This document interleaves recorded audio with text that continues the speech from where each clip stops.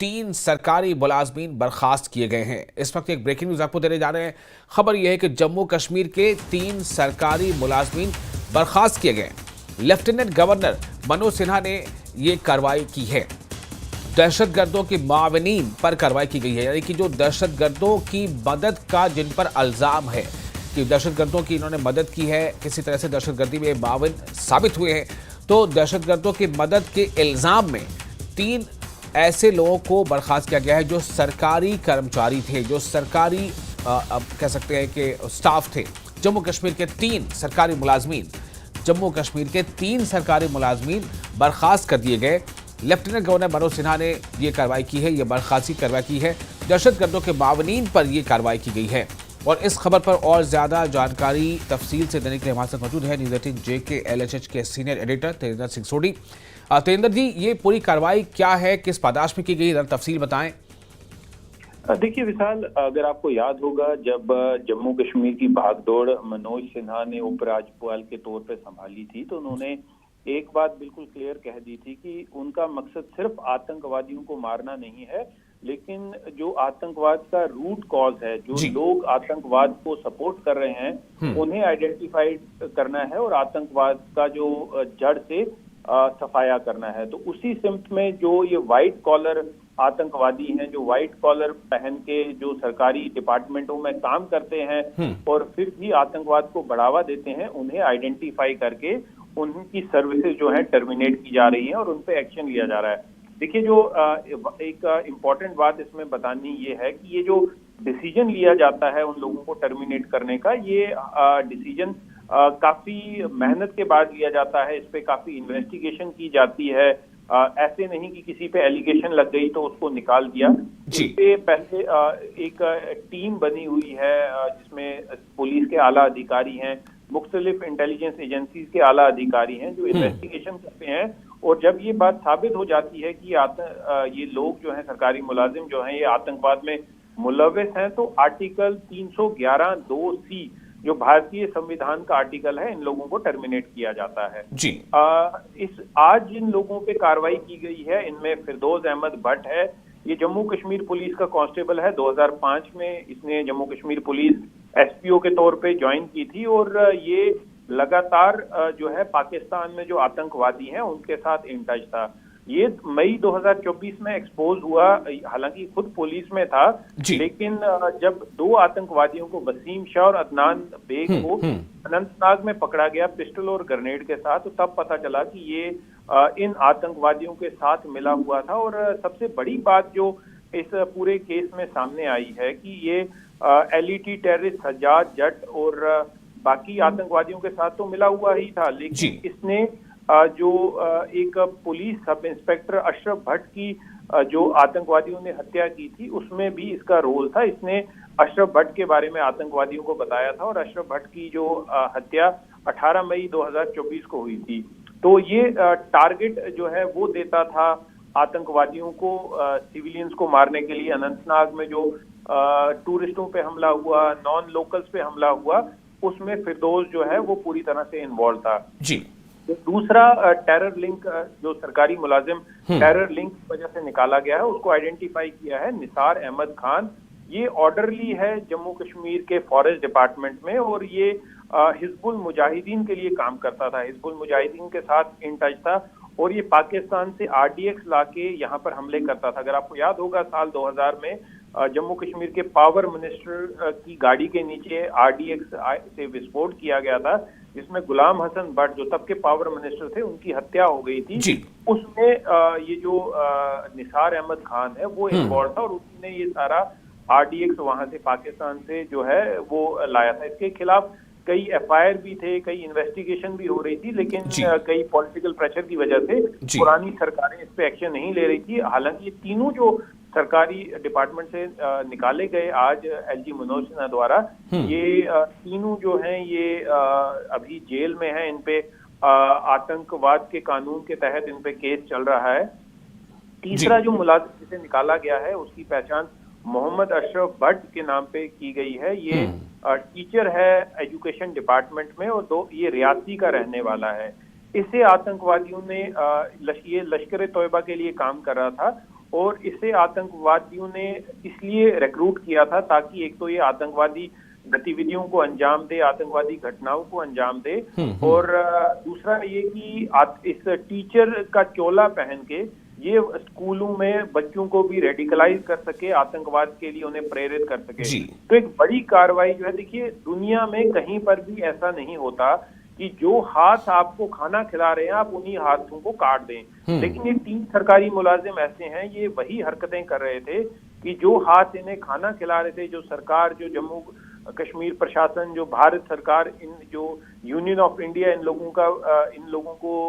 रोजी रोटी, इनको रोजगार दिए हुए थी, उसी के पीछे ये पाकिस्तान से मिलके, पाकिस्तान में बैठे हुए आतंकवादियों से मिलके जम्मू कश्मीर में हालात खराब कर रहे थे। लेकिन एक बड़ी कार्रवाई की गई है एलजी मनोज सिन्हा द्वारा। अभी तक देखिए विशाल, कई ऐसे सरकारी मुलाजिम हैं जिनमें डॉक्टर्स भी हैं, प्रोफेसर्स भी हैं, जिन्हें आइडेंटिफाई करके उन्हें उनकी नौकरियों से टर्मिनेट किया गया है। जी बहुत शुक्रिया आपका तमाम जानकारी के लिए। तो तेंद्र सिंह सोढी ने बताया कि किस तरह से ये वो लोग हैं जो खुद जिस एजेंसी से या जिस सरकार से अपनी रोजी रोटी हासिल कर रहे हैं और उनके ही खिलाफ जो है कार्रवाइयों में खुद को इन्होंने लगा रखा था। तो ये 3 ऐसी खबर है जो 3 ऐसे मुलाजमीन हैं जो जिन्हें बर्खास्त किया गया। और इसी खबर पर और ज़्यादा बातचीत के लिए हमारे साथ मौजूद हैं हमारे नुमाइंदे समीर भी और मुदस्सिर भी। मुदस्सिर, आपके पास आना चाहूँगा, ये जो 3 मुलाजमीन को बरतरफ किया गया है, बर्खास्त किया गया है, इस बारे में और क्या तफसीलात आपके पास हैं? देखिए, जिस तरह से हम हाल ही में जिस तरह से होम मिनिस्टर अमित शाह की मीटिंग के बारे में बात करेंगे तो आपने देखा कि किस तरह से उन्होंने टेरर फ्री जम्मू कश्मीर पर जोर दिया और खासकर ये कहा गया कि इस बार जो जीरो इन्फिल्ट्रेशन का हदफ है वो सिक्योरिटी फोर्सेस खासकर बीएसएफ को दिया कि जो इन्फिल्ट्रेशन आर पार होती थी इस बार उसको जीरो लेवल पे लाया जाए। तो उसी सिलसिले के तहत जो है या एलजी एडमिनिस्ट्रेशन या फिर अगर यूटी एडमिनिस्ट्रेशन की बात करेंगे तो लगातार मिलिटेंसी की कमर तोड़ने की या एंटी टेरर एक्टिविटीज पर नजर रखने की, जो टेरर रिलेटेड एक्टिविटीज है उस पर नजर रखने की जो है लगातार कोशिशें की जा रही है। और उसी सिलसिले की ये एक कड़ी मानी जा रही है जिसमें इन 3 मुलाजमीन को मुअत्तल कर दिया गया, यानी कि बरतरफ कर दिया गया, टर्मिनेट कर दिया गया नौकरियों से। और ये समझा जा रहा है कि ये एक बड़ा कदम है टेरर फ्री जम्मू कश्मीर को जो है उसको ऑर्गेनाइज करने का या टेरर फ्री जम्मू कश्मीर बनाने के लिए एक बड़ा पहलू माना जा रहा है। और दूसरी जानिब जिस तरह से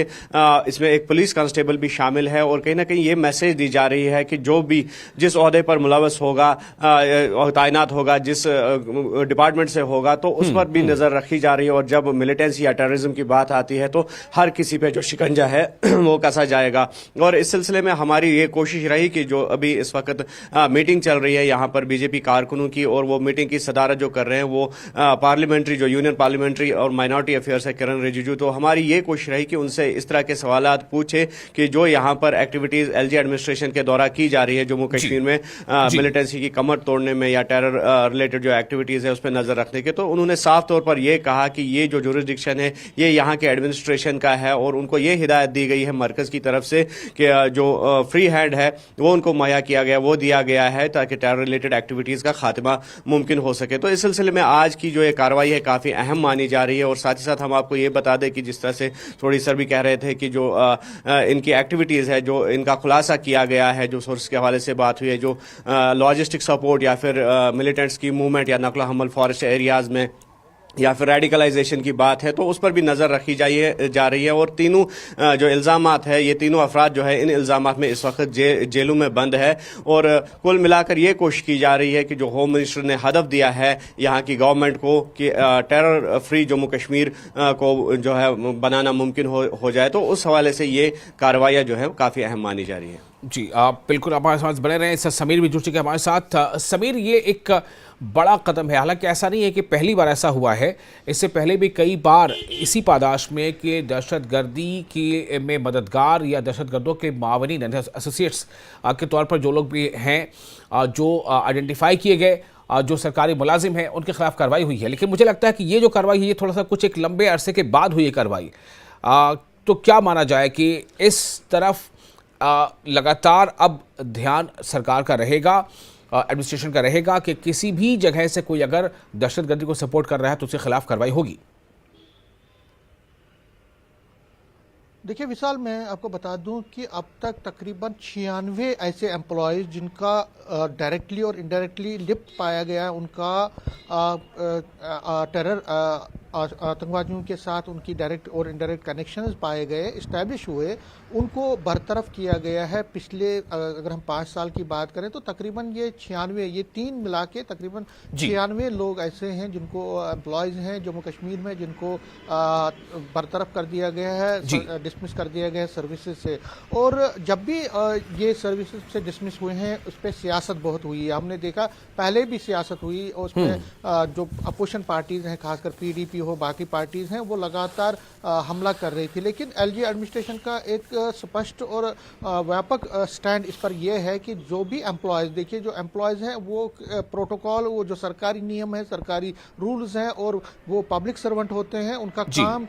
लोगों की खिदमत करना होता है, उसके लिए उनको सैलरी मिलती है। लेकिन ये जो 96 एम्प्लॉयज़ पाए गए, उनका ये पाया गया कि वो कहीं ना कहीं एंटी नेशनल एक्टिविटीज़ में थे और एंटी नेशनल एक्टिविटीज़ में वो जो टेररिस्ट ऑर्गेनाइजेशन, चाहे लश्कर तौबा हो, हिजबुल मुजाहिदीन हो या बाकी जैश या बाकी आउटफिट्स हैं, उनके जो कमांडर्स हैं या उनके ऑपरेशनल टेररिस्ट हैं, उनको वो सपोर्ट करते थे, उनको डायरेक्टली और इनडायरेक्टली और किसी ना किसी तरीके से उनको उनकी मदद करते थे, जिससे वो जम्मू कश्मीर में खून खराबा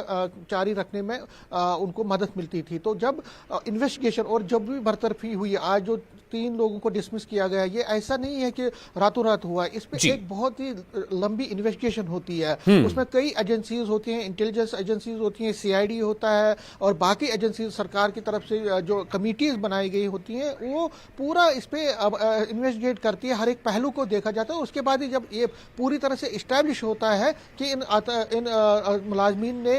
जो एंटी नेशनल एक्टिविटीज में हिस्सा लिया है, उन्होंने जो रूल्स एंड रेगुलेशंस के खिलाफ काम किया है, सरकार के खिलाफ काम किया है, तभी उनको बरतरफ किया जाता है। तो ये एक विशाल एक लंबा प्रोसेस होता है और सरकार का ये जो अज़म कि जीरो टॉलरेंस रहेगी, किसी को बर्दाश्त नहीं किया जाए, चाहे कोई भी हो, ये उसी का है। और एलजी एडमिनिस्ट्रेशन बार बार, जो एलजी मनोज सिन्हा भी लगातार जब भी हम उनके फंक्शंस में जाते हैं, वो एक ही बयान करते हैं कि जम्मू कश्मीर में किसी को भी डरने की जरूरत नहीं है, लेकिन उसको हम नहीं छोड़ेंगे कि जो देश के खिलाफ काम करेगा, जो सिक्योरिटी फोर्सेस के खिलाफ काम करेगा, जो नेशन के खिलाफ काम करेगा, उसको हम बख्शेंगे नहीं, चाहे वो किसी भी पद पर हो। तो ये जो मुलाजमीन की बरतरफी है, ये उसी का अमल है, ये कोई वंडेटा नहीं है, ये किसी के खिलाफ नहीं है, ये एलजी एडमिनिस्ट्रेशन बार बार कह रही है। लेकिन इससे जो ये आज बरतरफ हुई, इससे और सियासी बवाल मचेगा, क्योंकि उमर अब्दुल्ला कहीं ना कहीं इस पे सवालिया उनको टारगेट किया जाएगा और अपोजिशन ये जरूर पूछेगी उमर अब्दुल्ला से कि आखिर आप क्यों नहीं कुछ कर पा रहे, आप इसमें जो बरतरफ किए जाते हैं, क्योंकि अपोजिशन का कहना है कि सरकार मुलाजमत नहीं दे पाती है लोगों को, लेकिन उनको बरतरफ जो मुलाजिम है उनको निकाला जा रहा है, नए मुलाजमीन को नहीं भर्ती किया जा रहा है, लेकिन जो मुलाजमीन है उनको निकाला जाता है। उसमें खासकर पीडीपी का बड़ा सख्त रुख है। अब इस पर क्या सियासत होती है वो दिन भर तो उसका पता चलेगा, लेकिन फिलहाल सरकार ने एक बड़ा फैसला आज किया है और 3 और ऐसे मुलाजमीन जिनका कनेक्शन पाया गया है, टेरर लिंक्स पाए गए हैं, स्टैब्लिश हुए हैं प्रूफ के साथ, उनको आज डिसमिस कर दिया गया है। और इस तरह से तकरीबन 96 से ज्यादा ऐसे मुलाजमीन हो गए हैं जम्मू कश्मीर में जिनको अब तक डिसमिस किया गया है पिछले 5 साल की अगर हम बात करें, जिसमें police, teaching staff, medical, forest, police, बाकी जितने भी डिपार्टमेंट्स हैं उनके जो मुलाजमीन ये हैं। और न सिर्फ कश्मीर वैली से ताल्लुक रखते हैं बल्कि जम्मू डिवीजन में भी, चाहे वो रियासी हो, डोडा हो या राजौरी, पूंछ या बाकी जगहों पे जहां से भी, क्योंकि मैंने जिस तरह कहा हर एक मुलाजिम की सिक्योरिटी होती है, हर एक मुलाजिम पर नजर रखी जाती है, हर एक की एक तरह से रेकरी की जाती है कि क्या उसका बिल्कुल। तो जो आपने अपने जवाब में ही ये बात कह दी है कि इस पर सियासत पहले भी होती रही थी और इस बार भी सियासत होगी, आप ऐसा मानकर चल रहे हैं और जाहिर है होगी, इससे सवाल उठेंगे, उमर अब्दुल्ला से सवाल पूछा जाएगा, फिर उनका जवाब शायद यही होगा कि कुछ चीज़ें हमारे इख्तियार में है, कुछ चीज़ें हमारे इख्तियार में नहीं है। बहरहाल इस पर सियासत तो नहीं है, लेकिन जो एलजी एडमिनिस्ट्रेशन है या एलजी ने जो बार बार जो बात कही है कि चाहे कोई भी हो, अगर किसी भी तरह से या किसी भी कैपेसिटी में वो दहशतगर्दी की या दहशतगर्दों की मदद कर रहा है तो उसके खिलाफ एक्शन जरूर लिया जाएगा। मुदस्सिर कादरी, मैं आपके पास आता हूं, अगर आप हमारे साथ बने हुए हैं। मुदस्सिर, मेरा सवाल यही है कि क्या माजी में जैसा देखा गया कि ऐसे किसी भी मामले पर अलग अलग मुख्तलिफ जो जमातें हैं उन्होंने सवाल उठाए थे और चुनाव के दरमियान भी ये सवाल उठाए गए थे कि यहाँ तो एक अलग ही रविश चल रही है, नौकरी देने की नहीं बल्कि नौकरी लिए जाने की कोशिश चल रही है, एक साजिश है। क्या इस बार की इस डेवलपमेंट के बाद भी जो अभी हम जिक्र कर रहे हैं कि 3 मुलाजमीन के खिलाफ एक्शन लिया गया, उन्हें बरतरफ किया गया है, क्या आपको लग रहा है कि इसमें कुछ पॉलिटिकल पार्टीज हैं जो इस पर इस मौके का जो है अपने सियासी मकासद के लिए उठाएंगे इस मौके को?